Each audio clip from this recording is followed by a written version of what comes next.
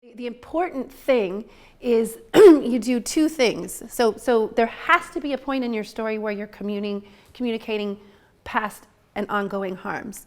The two things that we found to be effective when you're doing that is you have to be absolutely explicit about the role of human activity in making those harms. So you see in the before, we are facing an ocean crisis, unprecedented changes we are seeing in ocean activity should be a stark wake-up call to all of us. So you could just even think about the structure of that sentence. We're seeing them, but we're just witnessing, right? We have had no role in that happening.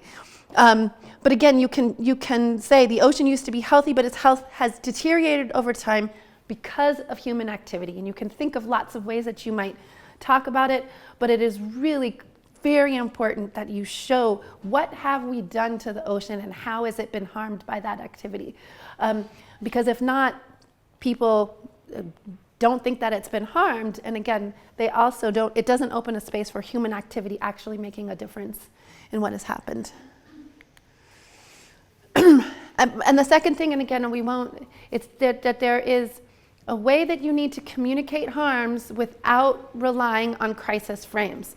When I say crisis frames, again, you might even use the word crisis. It's just stopping there. So it's the difference of me saying fire, or me saying the way that our building codes are such that we're in a fire right now. We need to do something right now and act on it and address the fire, and then moving forward, we can think about how our cities are set up to make us less vulnerable.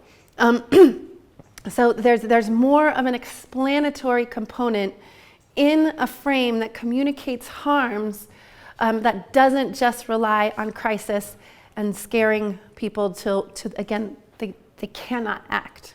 As you are communicating past harms, your communication should also be future focused. What do you want it to look like? What it could look like? What do we want tomorrow to bring? And there's really two ways that we suggest to do this. So one of the things that we tested for in this particular body of research is the role of values in communications. And when I say values, I mean those big ideas of why this matters, what we believe, what we think should happen.